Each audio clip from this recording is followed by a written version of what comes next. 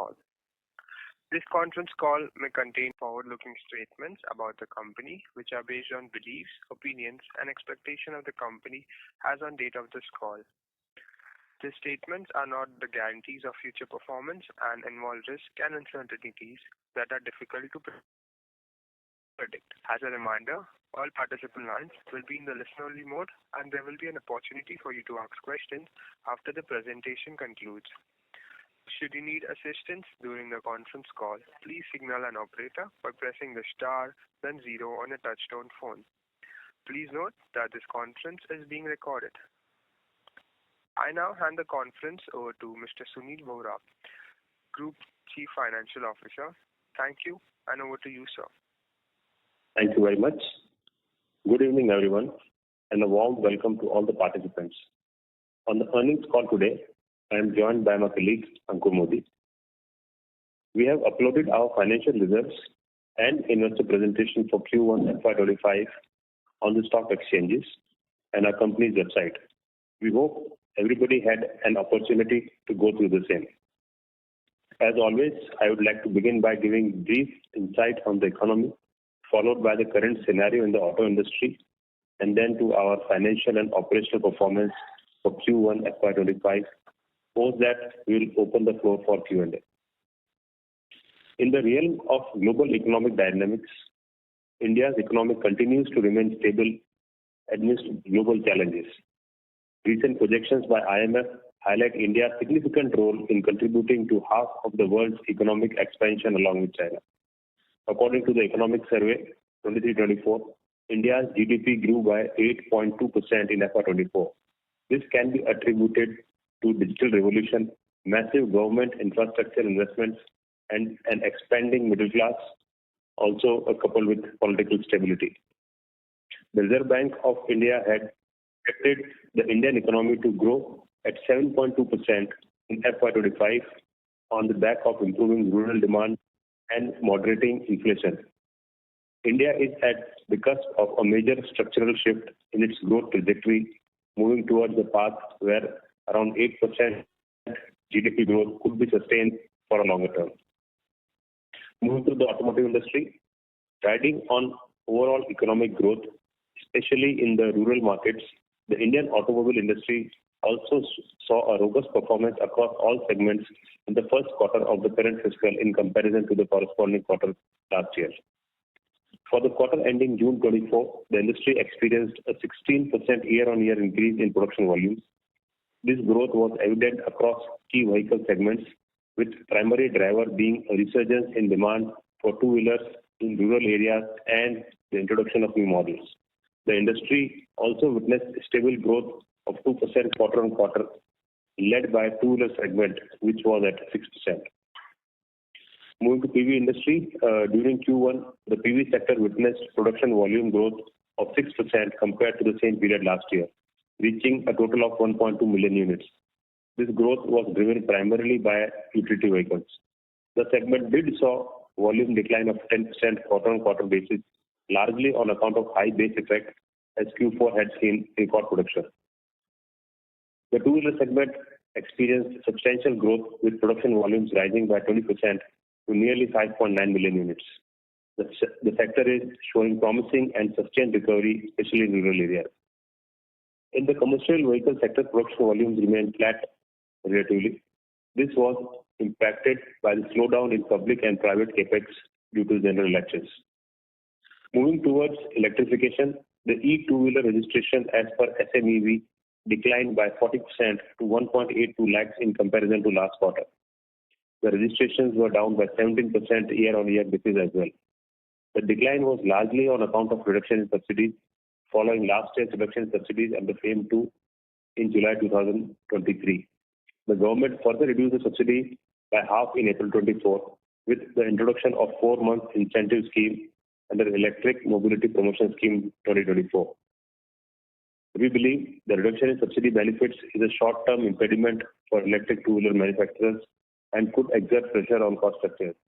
The long-term potential for electric vehicle segment remains favorable, aided by improving cost of ownership vis-a-vis ICE vehicles and enhanced customer confidence with regard to range anxiety, financing avenues, and other vehicle attributes such as safety.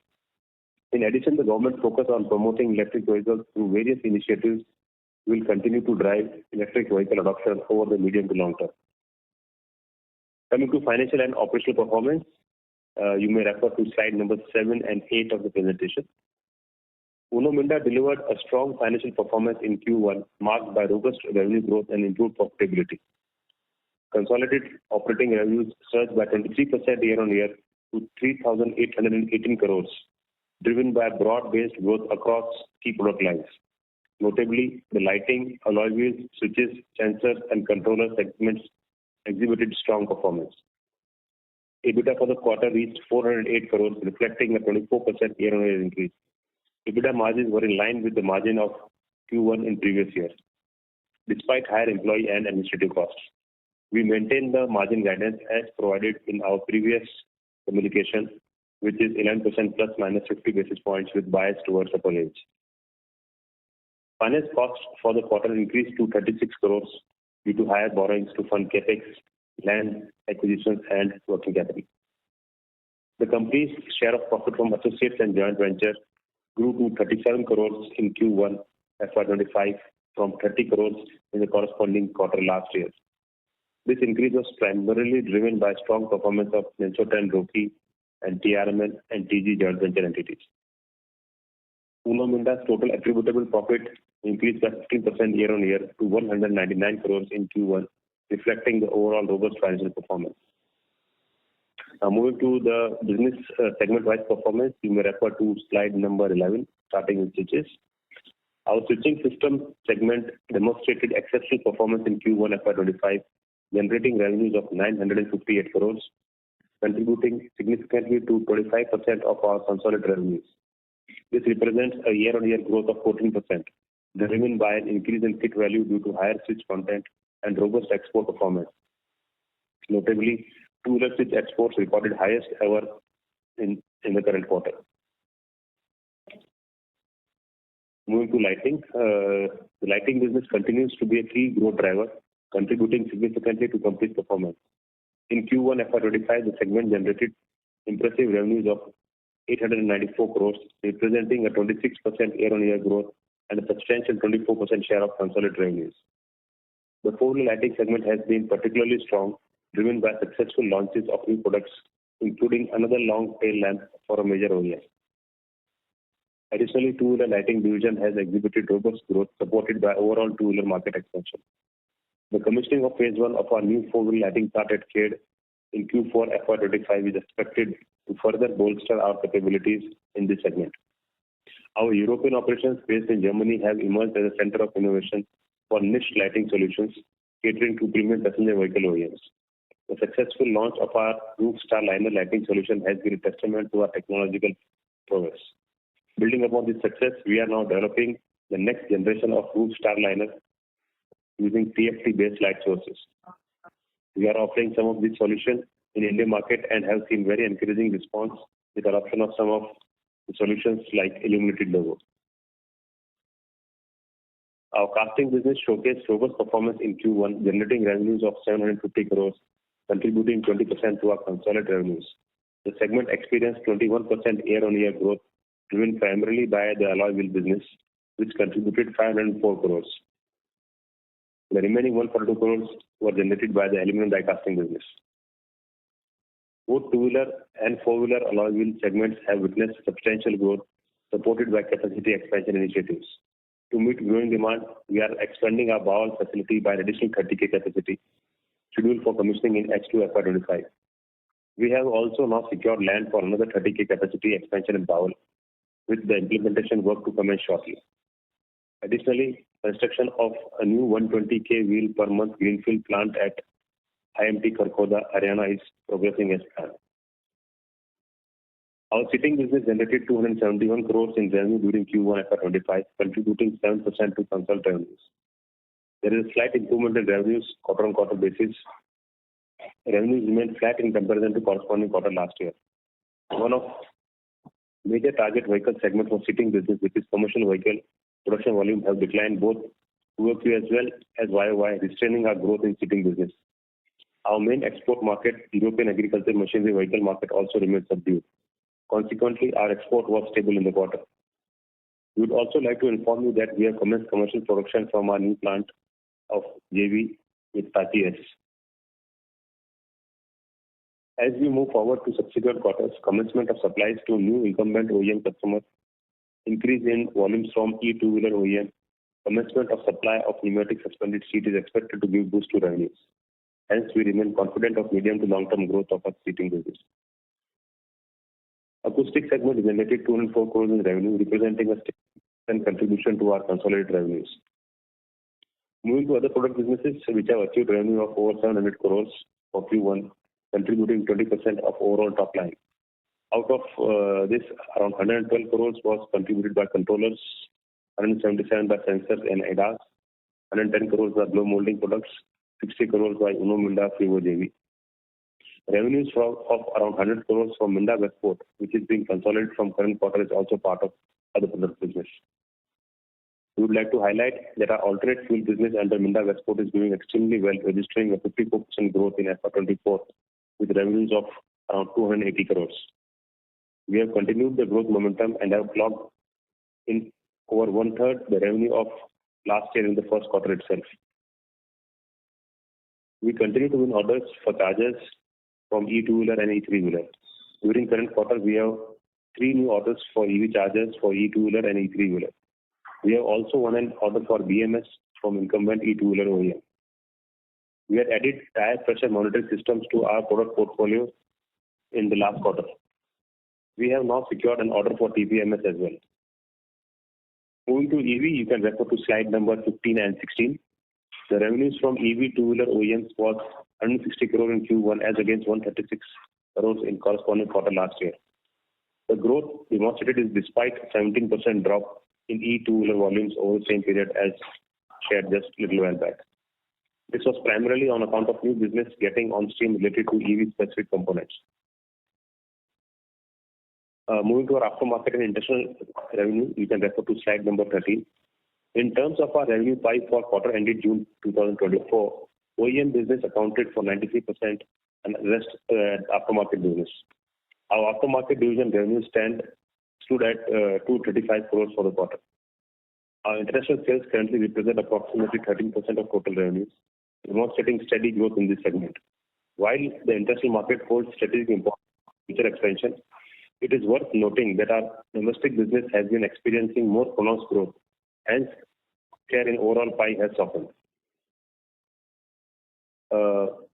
Moving to the next subject, which is the TLA. Minda had been leading PACE megatrends, aligning all the products and technology roadmap with these megatrends. After demonstrating strong execution in e-two-wheeler and e-three-wheeler product portfolio, we are now building our EV-specific product portfolio for four-wheeler. In March 24, we had entered into TLA with Starcharge Energy Pte. Limited to manufacture and sale of wall-mounted AC chargers designed for home, apartment, and public charging with various connectivity options like Bluetooth, Wi-Fi, and 4G connectivity. In June 24, we have further entered into TLA with Shuzo Innovance Automotive for manufacture and sale of select high-voltage category electric vehicle products for passenger vehicle and commercial vehicle in India. The select EV products include charging control unit, EV inverter, EV motors, next generation 3-in-1 electric drive systems, or commonly called EXL. This partnership will significantly expand our E2 four-wheeler product portfolio, enabling us to effectively cater to growing Indian EV market. Innovance is an established player with over 2 decades of experience in industrial automation and drive technologies. Minda aims to further strengthen the partnership by transitioning it into a JV subject to necessary approvals. As the PV EV volumes pick up, we have started receiving RFQs for domestic manufacturing, including Starcharge and Innovance products. Currently, we are working on 7 products, which are battery disconnect unit, AC charging cable, low voltage and high voltage, integrated onboard charger and DC-DC converter, AVAS, telematics, and electric drive unit or EXL. EXL is a combination of e-motor, inverter, and reducer integrated in one unit, commonly called 3-in-1. Amongst them, battery disconnect unit is already under production, though as per the design and specification from OEM, we will gradually look to develop the full capability in-house. As was announced earlier, we have already won an order for AC charging cable from a PV OEM, and low voltage charging unit from EV LCV. AVAS and telematics are mainly level of development from our existing two-wheeler EV specific portfolios. Moving from electrification to another mega trend, which is equally strong, is personalization. We have capitalized on personalization mega trend with our innovative lighting solution, alloy wheel, diversified sensor portfolio, to name a few. Recently, we have another exciting product, which is sunroof. On 1st August 24, we entered into TLA with Aisin Corporation Japan to manufacture sunroofs in India. Aisin is a Fortune Global 500 company and has been consistently ranked as a top 10 global tier 1 automotive supplier. Aisin also holds the largest market share in sunroof product segment in Japan, supplying multi-panel, panoramic, and standard sunroof. Sunroof penetration has witnessed a five-fold jump in the last 5 years, presenting a compelling market opportunity. Through the synergy of our combined expertise and production capabilities, we aim to establish ourselves as a front runner in the burgeoning sunroof market. We are pleased to inform you that we have also secured an order from one of the OEM with expected SOP in Q4 of FY27. The board has also approved capital expenditure of 63 crores for the new plant to be set up at Bawal in Haryana. Moving to strategic business updates, we are at the last leg of merger approval for COSI joint venture entities with Uno Minda Limited. The final NCLT hearing is scheduled in this month. We expect it will take a couple of months post-approval from NCLT to receive orders and file with ROC to complete the merger exercise.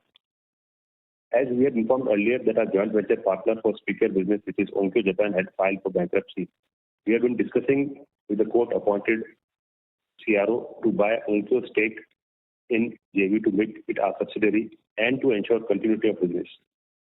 CRO has now approved selling its stake to us. Consequently, the board has also approved increasing stake in Minda Onkyo from 50 to 99% in phases. Moving to the next important subject, which is ESG. We are pleased to inform you that Uno Minda, through its CSR Foundation, has inaugurated its third school in Punapalli village, Hosur, in April 24. The school has state-of-the-art facilities and infrastructure spread across its huge campus of 7.62 acres with current capacity of 800 children. We are already operating senior secondary school with a capacity of 1100 children at Kadi in Gujarat since 2019 and Moga Devi Minda Memorial School at Bagla, Hisar, Haryana since 2010, having capacity of around 1500 children. In recognition of company's philanthropic efforts, Dr. Suman Minda, chairperson of Uno Minda CSR arm, was honored with the prestigious Hurun's India's Most Respected Philanthropist Award. Our people are our biggest assets. Providing inclusive, supportive, and dynamic work environment to our employees are the true foundation of our success. Uno Minda has been recognized as one of India's best 50 companies to work for in 2024, as well as one of India's best workplaces in auto and auto component by Great Place to Work Institute for our people-centric approach. Our CMD, Mr. Nirmal Minda, has been recognized as one of India's most trusted leaders 2024 by Great Place to Work Institute. This prestigious award acknowledges Mr. Minda's visionary leadership, unwavering commitment, and dedication to cultivating an exceptional workplace environment. Moving forward, the outlook for the industry and company remains very promising. We are expanding in almost all our product lines, along with continuous addition of emerging technologies through our in-house R&D center, CREAT, combined with globally renowned partners. With our existing diversified product portfolio, new product and technologies, we are confident of sustained outperformance over a long term. With this, I would like to now open up the floor for questions. Thank you very much. We will now begin the question and answer session. Anyone who wishes to ask a question may press star and 1 on their touchtone telephone. If you wish to remove yourself from the question queue, you may press star and 2. Participants are requested to use handset while asking a question. Ladies and gentlemen, we will wait for a moment while the question queue assembles.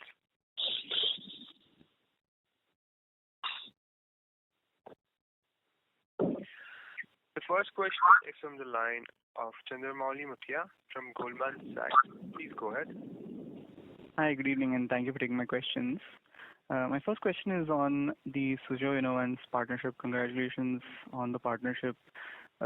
Just wanted to understand a few things around, what the current status is within the industry for some of these products, e-axles, e-motor, CCUs, e-inverters, for EVs being manufactured, e-four-wheelers being manufactured in India at this point? Are all of these components being imported, or is there any domestic player at this point? And just related to that, also want to understand initial thoughts on what the potential kit value could be if you were to be able to sell, all of these products into a customer. Yeah. That's it, Chandru. I have a follow-up question which I can ask after this. Okay. So thanks, Chandru, for your question. In terms of current market domestically, we know it's a very small volume. It is less than 100,000 cars last year. So it's these things are largely imported. And obviously with this partnership, we will be not only able to localize, but our partner has actually been one of the potential suppliers to some of the customers in India. So obviously this will also mean localization of these parts. In terms of potential kit value, it a lot also depends on the capacity of the kit. The kit value ranges broadly between 1.5 lakh to roughly 2 lakh rupees for these products. Got it. That's helpful. And that would compare to what sort of kit value that you're selling into the four-wheeler business roughly at this point? So as of now, if you see our average kit value for the PV, we normally give in segment wise. So, but if you have to pick up the B and C segment, our kit value is roughly around 90,000 to 95,000 rupees, which is broadly common. I would say be it ICE vehicle or EV vehicle, barring one or two small products like filters. Otherwise, and this CNG kit. Otherwise, all these products are vehicle agnostic, be it the type of energy vehicle runs on, even in case of future, which is the hydrogen fuel cell or the PHEV or HEV. So all these components have the application in irrespective of the energy vehicle runs on, and the kit value which I have shared is on top of that. Got it. That's helpful. My second question is just related to the sunroof partnership that you announced with Aisin. This is presently, as you said, faster growth market, maybe of a lower base of volumes in India. So just want to understand around the sunroof market in India, is there any rough percentage penetration that you're able to share at this point? And also, if you could share potential kit value around sunroof as well. Yeah. So the current penetration of sunroof is almost 25% odd currently, which is the last year's data. And in terms of kit value also ranges because there are various types of sunroofs. So you have a normal sunroof, then you have a wide sunroof, then you have a panoramic sunroof, then you have sunroof where the two glasses open or a single glass open. So it's a very, very wide range. So the current business, what we have already secured from one of the OEM, that is for a larger sunroof with single glass opening, and the kit value is somewhere between 25,000 and 30,000 rupees. Got it. That's helpful. And just my last question is just around Minda and if it has any exposure to hybrids. Globally, hybrids seem to be seeing a resurgence, and in India, some OEMs are also trying to push the envelope on hybrids as a potential alternative powertrain technology. So just want to understand if you have any products in the portfolio that are exposed to hybrids, or if there's anything within the portfolio that you see exposed or potentially benefiting from that trend. Yeah. So, we already have some of the products which are actually going into current, some of the hybrids being manufactured domestically, not necessarily from the powertrain perspective, but there are products which are going, which are agnostic to the engine, basically. So we do have exposure to hybrids. Got it. That's helpful. Thank you very much and all the best. Thank you. Thank you. The next question is from the line of Siddharth Bera from Nomura. Please go ahead. Yeah. Hi, sir. Thanks for the opportunity and congrats again for multiple JVs and partnerships over the past few months, which will keep expanding our content. Sir, my first question is on this Innovance JV again. Can you share some timelines and some investments, ballpark if you have, which can go into these segments, and any timelines by when can we see production sort of happening? Yeah. So thanks, Siddharth. I think you have asked three questions: timelines, investment, and by when production will start. So currently, the team is working on preparing a detailed project report, and you'll appreciate this is a large project, and it will have significant investments. So we are currently on the board. Hopefully, within next month or so, we should be able to come up with our detailed project report, which will then go up to the board for approval, which will give clarity on the investments, etc.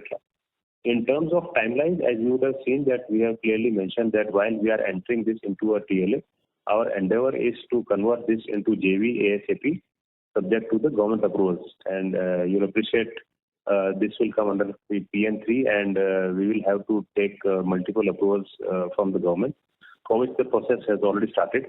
And we are expecting almost around 3 to 4 months for those approvals. I'm sharing little aggressive timelines.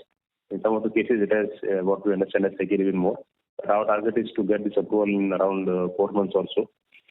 And by when production, obviously, once we have our project report approved by the board, then we'll be able to tell you about the timelines on production as well. Got it. And generally, sir, in these components, could you be possible to highlight generally what are the asset turns and sustainable margins we can sort of expect, say, in the medium term when it stabilizes and all? No, I'm sorry, Siddharth, I didn't get the question. Saying sustainable margins for these products over medium term. Yes, for the CV products. Siddharth, as I said, hopefully I should be able to respond to all these questions once we have a clear detailed project report, because all these numbers will come from them, be it profitability expected or be it the asset turn. Okay. So second question on this one. It will be a capital intensive business, that's for sure. Okay. So second question on the sunroof, where we have talked about the investments. Given the big opportunity in the country, I mean, is this sort of investment, looks quite small from that perspective. So I just wanted to hear your thoughts on, is this just for one OE or you plan to sort of scale it up as we move ahead? So some thoughts if you can share there. Yeah, so that's you're 100% right. And that's how you have seen that we have been little conservative when it comes to spending money.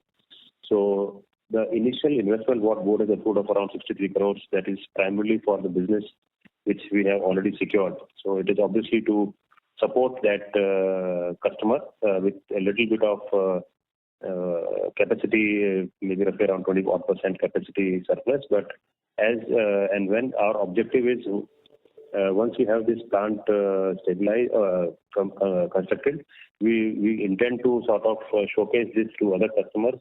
Not that we are not going, we are already there, but once other customers also see that Uno Minda now actually building up the capacity for sunroof, that will create that confidence for getting more business.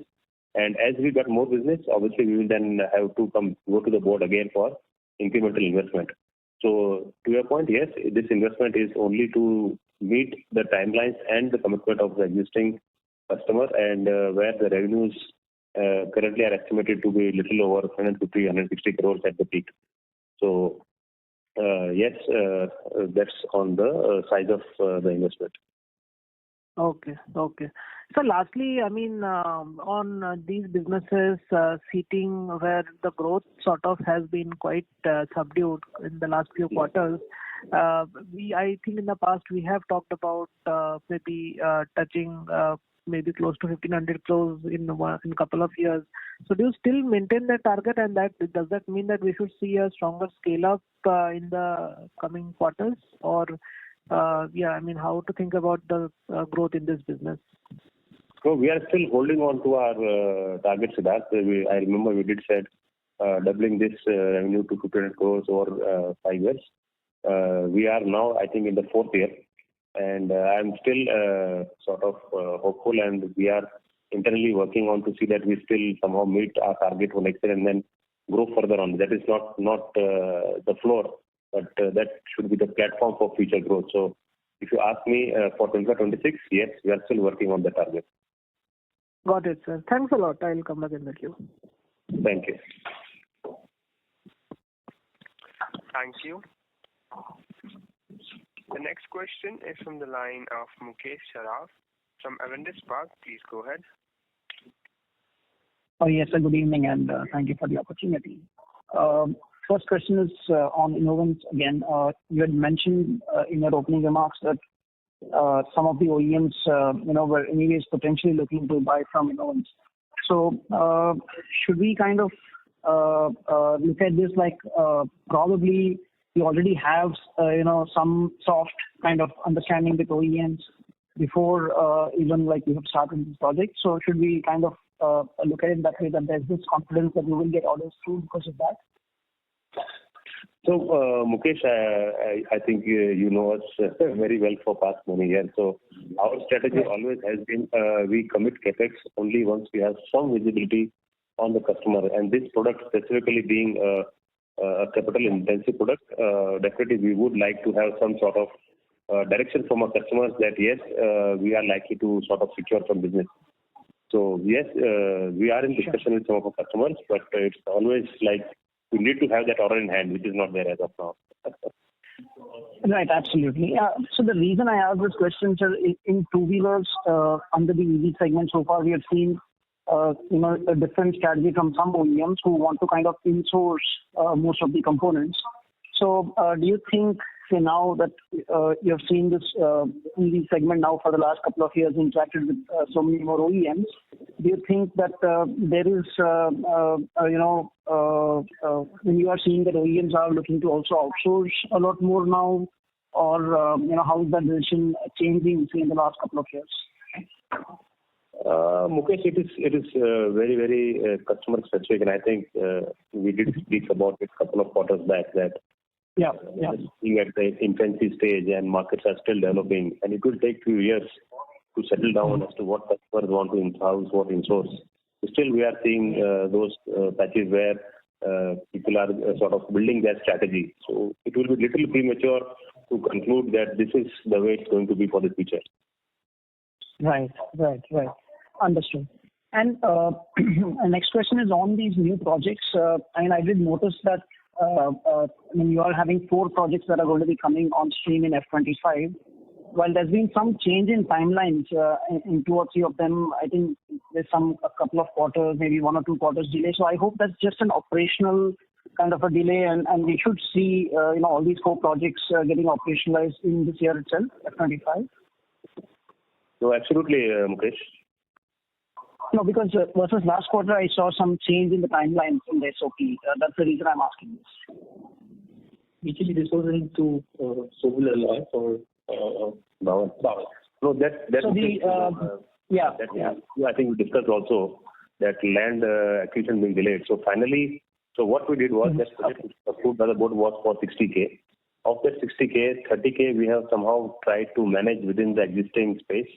And now finally we have got the land. Only last week we have been able to win through the bidding process through the HSIDC, Haryana. Sure. And now we have this land, and hopefully the rest of the project will get started. So yes, to that extent there is a delay in the project. Otherwise, normally they are all operational. Sure. Thank you for that. And just last bit, I noticed again, until last quarter you had been providing this EV order book, but I think this time around you have not provided that. Any specific reasons? So, Mukesh, I think we have been discussing that also, because initially we started giving because there was a lot of skepticism in terms of whether we will have any business or whether there is enough business being secured. So we have now established a track record. We are already supplying almost all these components to the EV players. So I think that was the key reason that we said. Because there was also a lot of uncertainty in those volumes, because some customer will give you X volume, somebody will give Y volume. and there was some flexibility as well. So somewhere the volume was expected was higher, somewhere lower. So we thought it's better not to deal with some of those uncertainties, and it was felt best to sort of do away with that. And that was anyway limited to only one of the small segment, which is not even like 10% of the group revenues. Sure. No, understood that. Understood. Thank you so much. I'll get back to you. Thank you. The next question is from the line of Mumuksh Mandalesa from Anand Rathi Institutional Equities. Please go ahead. Yeah, thank you so much for the opportunity, sir, and congratulations on the new partnership announcements. Sir, on the both Asin, Sunroof and Suzlon, any revenue or market share targets we have for this business over a medium to long term? And particularly on the Sunroof business, any profit margins what we can achieve for this business?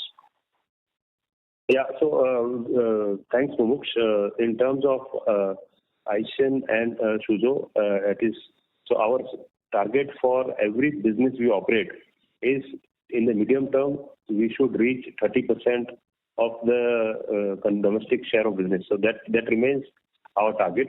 While we are still building those businesses, but you said what should be our medium long term target? I think that is our medium long term target, and we're not changing that target.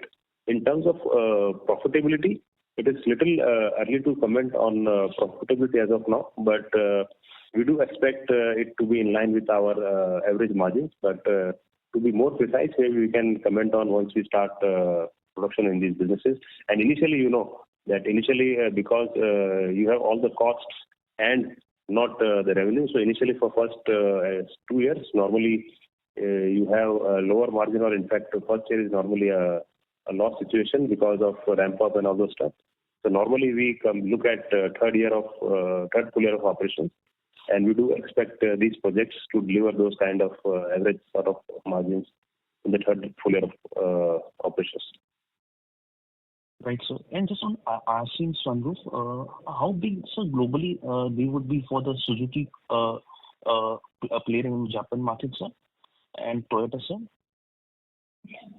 Sorry, you said how big is the Suzuki Japan market? Yeah, I mean for Asin, how a big supplier they would be for these two customers in Japan, sir?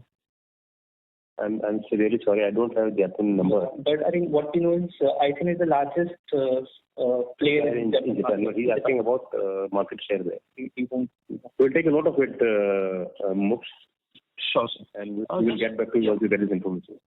Got it, sir. On this R&D front, we have set up this new subsidy at Czech Republic, and we will talk about the products like head-up display and automation.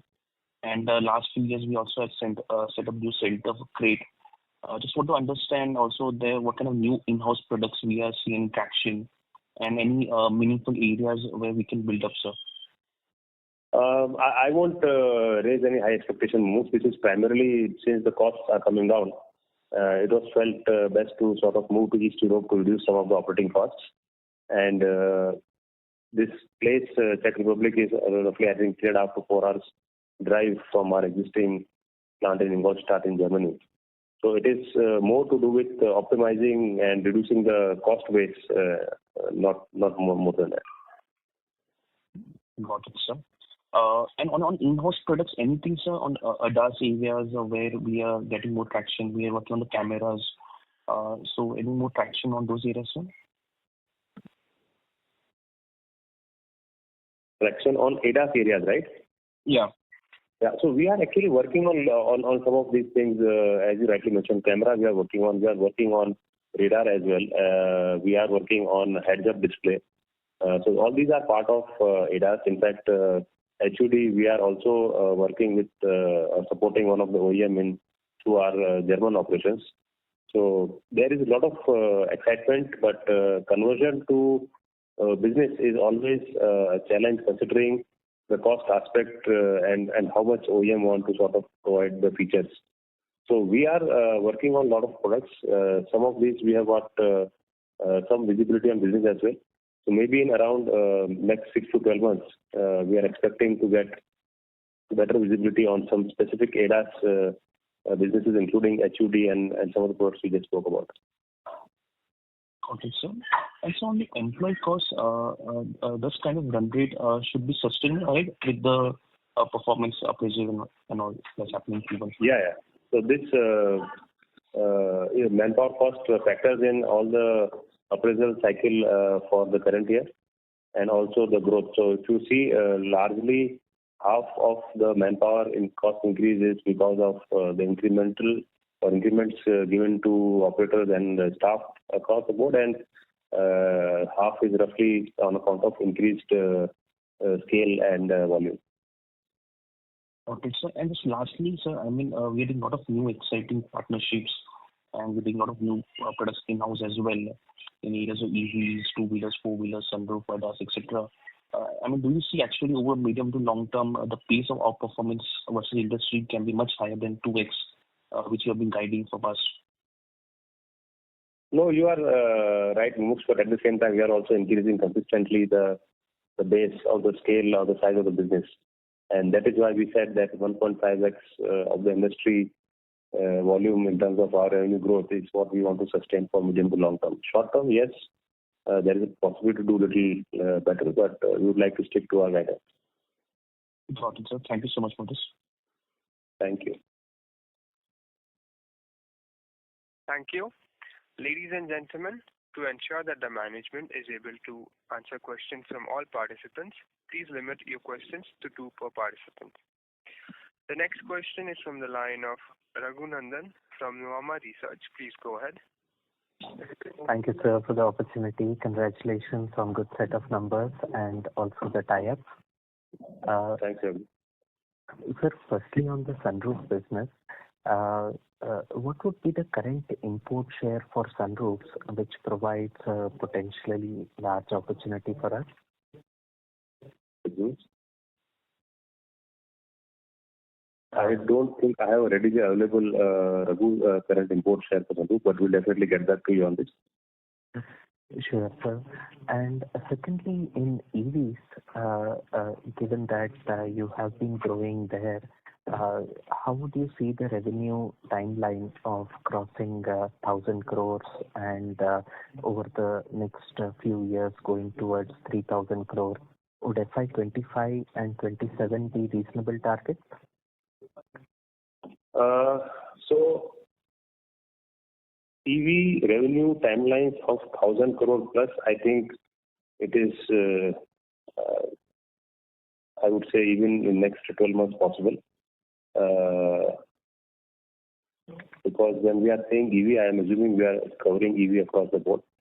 So I think we will cross even much more than 1,000 crore in the coming year for sure. Because if you see the number which I have shared, even this quarter we have delivered only for a two-wheeler segment or three-wheeler almost 160-170 crore of revenue. In last quarter was 180. So that itself is like 800 crores of revenue. Plus we have other EV businesses for LCV, etc., which is not part of this business, LCV and PV. So I think 1,000 crores is something we can cross next year itself. And 3,000 crore is, I don't want to second guess. I think a lot also depends on industry volumes and also the Inovance business TL what we have just done. So that SOP is going to take some time after approvals. So with Inovance coming on board, I think we will soon hit that 3,000 crore mark as well. Got it, sir. And lastly, on FY25 capex, X of Inovance, 1,300 to 1,400 crore would be a fair estimate? Yes.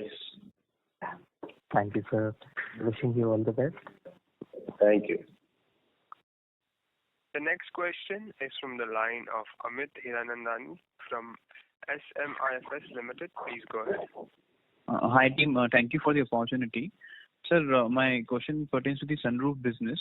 So do we have any USP considering the competition is from the top global players like Webasto, Alpha in the domestic market?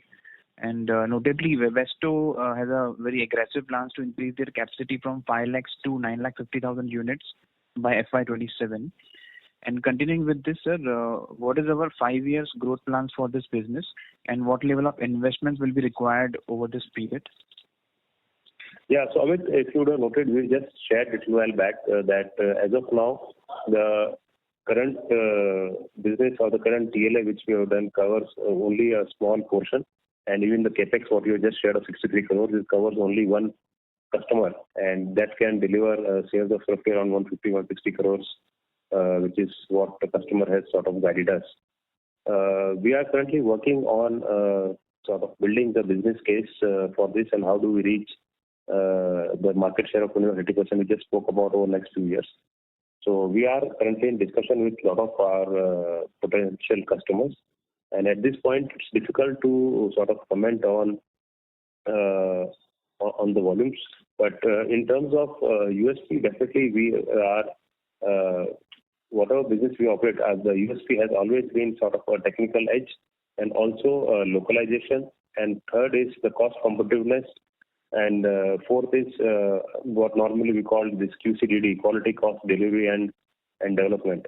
So while we are still working on it, we are also working with our partner to develop sort of sunroof for Indian market, which is a low-cost sunroof, specifically if it can be designed for the Indian market.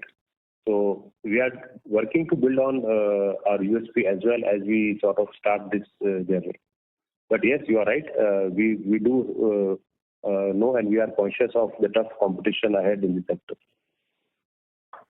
Okay. So my second question is the passenger vehicle alloy wheels. So how much is the dependency on Maruti Suzuki we have, and who are our other players? So we don't share, Amit, the customer-wise revenue of our business.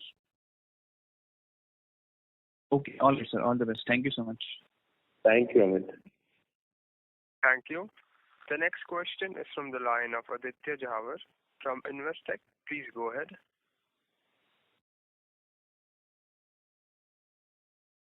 Hello, Mr. Aditya. Your line has been unmuted. Please go ahead with your question.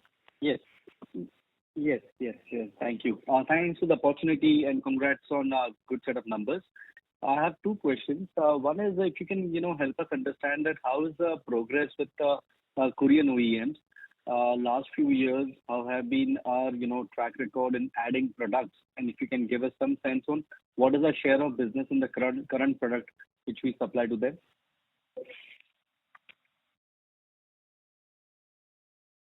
Mm-hmm. Yeah, so that's the first question. So should I pick up the second? Yeah, sure. Please go ahead. Yeah. Yes, my second question is on the seating business. Post the acquisition, what has been the addition of customer in different categories, and how should we think about it? The growth trajectory, getting a leg up in the next 2 to 3 years. So these are my two questions. Okay. Thanks, Aditya. Thanks for appreciation. So in terms of the progress on Korean OEMs, as we have shared, we have gradually been consistently increasing our share of business, and share of business obviously is different for different products. But to start with, now we are supplying some of the blow molding components, we are supplying seating components, we are supplying them switches, we are supplying them something related to the lighting, so we are supplying them on alloy wheels. While there are multiple products which we have sort of worked with them, still I think there is a lot of scope for improvement, and we are still in discussion with them as to how do we sort of increase our share of business, at the same time meet their price expectations. Maybe offline we can share with you different product-wise SOBs, but I must acknowledge that there is a lot of scope for growth there. In terms of seating, post-acquisition, we have added, I think, many customers. We have added a couple of Japanese PV OEMs. While they don't manufacture seats, they are supplying some seating other components like the center armrest or the headrest, now the seating mechanism for recliners. We have added a lot of two-wheelers in terms of the EV players. We have, I think, a lot of them onboarded. We are also working on one of the major OEM from EV perspective. we have added one of the domestic bus manufacturer to the kitty. There have been a lot of additions to the. In fact, we are also added one of the incumbent largest two-wheeler OEM. So hopefully we should be starting supplies to them within next quarter itself. So there is a lot of customer addition, but as I shared it well back, there are some challenges, and that's why there is not much of growth in terms of last year to this year. But we are still optimistic to sort of meet our target guidance, what we have given and just shared it a while back. It's very, very encouraging to hear the kind of engagement we are having on seating business, as well as the progress on the Korean OEM. Is it possible to quantify that?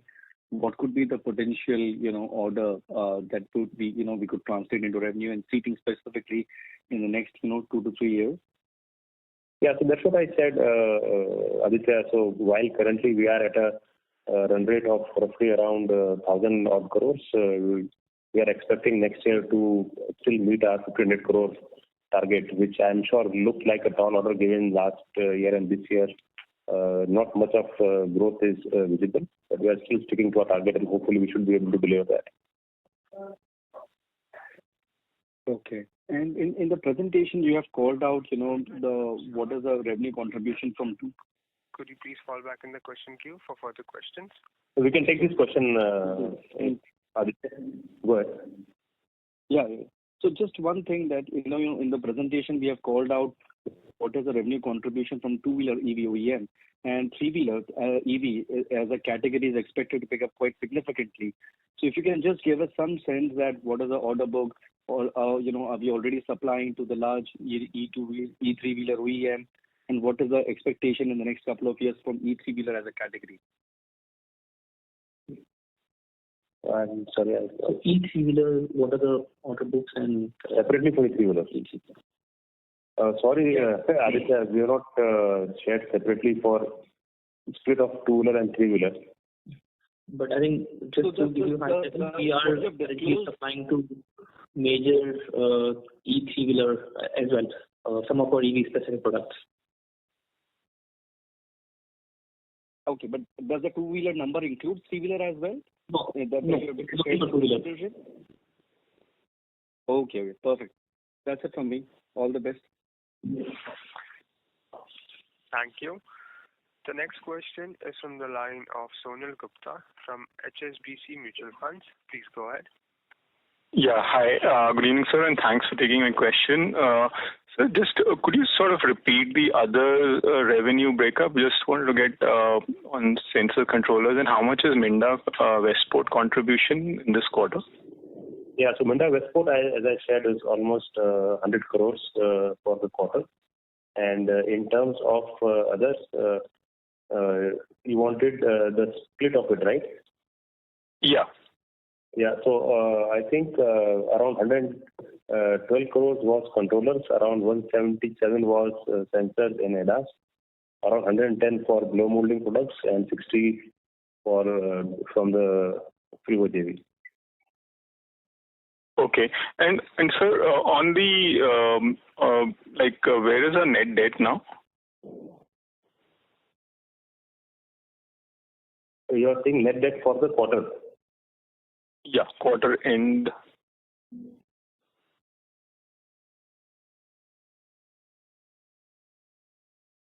Yeah, so our net debt to equity was 0.23, and gross debt to equity is roughly around 0.36. Okay, and sorry, so in terms of just trying to understand, in terms of the capex plans, where we're sticking with the 1,400 crores sort of a number. Yes, you are right. And if to be a little more precise on the net debt, as at 30th June, it is around 1,800 odd crores. 1,800 odd crores net debt. Yeah. Okay, sir. Great. Thank you so much. Thank you. Thank you. Thank you. The next question is from the line of Sabyasachi Mukherjee from Bajaj Finserv AMC. Please go ahead. Yeah, hi. Thanks for the opportunity. I have just two questions. So first is on the potential kit value. On the four-wheeler side, I see the kit value for SUVs is close to 2 lakhs, 2 lakh 6,000 odd in 2024, which was back in 2020 was somewhere around 1 lakh 20,000. Now, with this sunroof and e-axle and charging, chargers and all, are these included in, or one needs to add the kit value to this 2 lakh? No, thanks, Sabyasachi. I think it's a good question. It is for us also a feedback. We should have mentioned it. Sorry for that. So this kit value is for all our existing products, and the new products like sunroof obviously is not part of this because it has been done now. So we normally update the kit value only on an annual basis. So sunroof is while a EV agnostic product, it has been added now, so it's not part of it. And also all these kit values exclude the EV specific components. So that is all in addition. Even same goes for the two-wheeler as well. Okay. So I think you mentioned the potential addition or the content value for e-axle would be somewhere around 1.5 to 2 lakh rupees, right? Yes. So basically, if I add that number, the kit value for four-wheeler can go up to as high as 4 lakh for us. That's right. Okay. And very similarly on the two-wheeler part, and I'm focusing on scooters for the kit value, which is roughly 15,000 odd. These would be ICE only? Yes. For EV, how much it would be? So it is, if you can refer to slide number 15, we have tried to give you what is the existing ICE and what is built up for products which are under supply and what are in pipeline. So overall, around 35,000 rupees. Okay, got it. But existing ICE in that slide was 9,300. So I got little confused. So 15,000 for, because I mean electric. We are taking economy, and from that economy we have to reduce filters, because filters we don't have application in EV. Okay. So that has to be taken out. So that has been adjusted from the base value. Okay, and only the powertrain agnostic piece of it is 9,300, and then we have EV specific additions that takes it to 35,000. Yeah. That's the correct understanding, right? Okay. Yes. Got it. That's all from my side. Thank you. Thank you, Sabyasachi. Thank you. The next question is from the line of Abhishek Jain from Alpha Accurate Advisors. Please go ahead. Thanks for opportunity, sir. In this quarter, we have surpassed the last quarter revenue, and despite that, our operating margin remained muted around 10.7%. So just wanted to understand what would be the key figure for the operating margin expansion, and what is the guidance for FY25? So Abhishek, I'm not sure if we have shared with you earlier, but we did share on the call that we have to see our business on a quarter-to-quarter basis, last year versus this year, because there is not only seasonality factor, but also a factor of the price increase and some settlement with our customers, which normally tend to happen in Q3 and Q4 at the maximum. So if you have to compare, I would appreciate we compare on a Q1 to Q1 basis and not necessarily on Q4 to Q1 basis, because that will always be there. If you see last many years, I think you will get the same sort of trend. And that is why we normally speak about the annual margin guidance, because quarter to quarter there will be differences because of the variability in the business and the price settlements with some of our customers. Otherwise, the margins or the gross margins are broadly in the range what they were last year. So if you see the gross RM for last Q1 and this Q1, it is broadly in line. Yes, sir, but we have not seen any benefit of the operating leverage in this quarter. And just wanted to understand, you had also guided that you are operating margin of 11.5% for the whole year FY25. Would you maintain this guidance of 11.5%? So I think that also I said, Abhishek, in my initial sort of update that we are maintaining our margin guidance as we shared in May, which was while the guidance was 50 basis point plus minus 11%, we did mention that we are still expecting to be at the upper end of the guidance, and we are still holding on to it. Thanks, sir. And my last question on this acoustic business where we have seen degrowth. This is because of some issues on this export side. So can you? There is no export, Abhishek. It is primarily to do with our European operations, where obviously the volumes are a challenge. So acoustics has a large part which is in Spain. Okay. So what is the guidance for that business for the whole year revenue growth? Sorry? So what is your guidance for the whole year revenue growth for that particular segment? No, we are expecting to be broadly in line, what we call Abhishek. Okay. So in India business, we will be broadly in line with the industry growth, but there are challenges from European side. Thanks, sir. That's all from my side. Thank you. The last question is from the line of Neil from Valley Quest. Please go ahead. Yeah. So I actually had two broad questions for you. First is on the new segments that enter. So usually when we decide... Voice is not clear, Neil. Can't hear you. Is it better now? Not really. Just a minute. Yeah, I'm audible now? Yes. Yeah. So I actually had two broad questions. So one was on the newer segments that we enter. So when we usually choose to enter a new segment, on what basis is that segment chosen? Is it usually from the OEM side that they request us to enter certain segments, or are there some other factors that involve here? And second question is for the next 2-3 years as we enter newer business lines, which areas would we specifically focus on? I don't want the specific parts, but just keen to hear as to what areas you feel have the most potential to scale up going forward, and also what areas would you like to avoid at all? Yeah, these are the two questions. Yeah. So thank you very much. So the new segment entry basis, so we have discussed and shared this, that the way we have grown this multiple businesses in the group, Neil, is we have been working proactively with our customers on various fronts.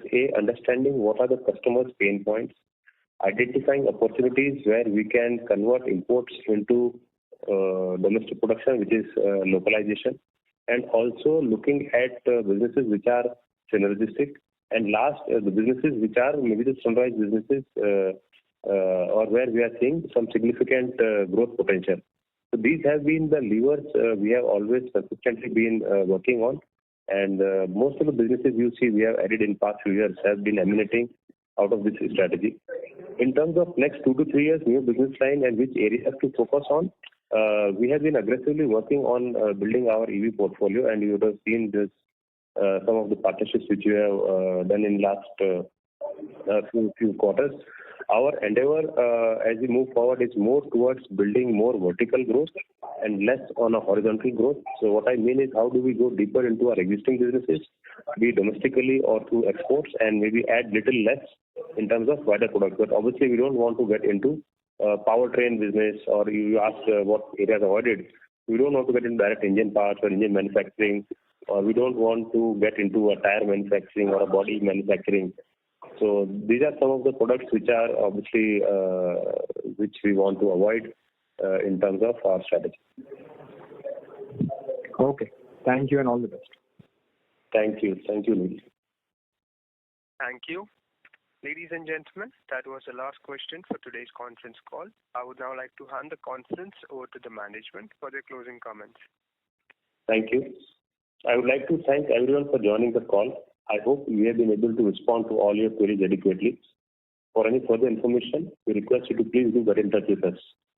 Stay safe, stay healthy. Thank you once again. On behalf of Uno Minda Limited, that concludes this conference. Thank you for joining us, and you may now disconnect your lines. Thank you. Thank you.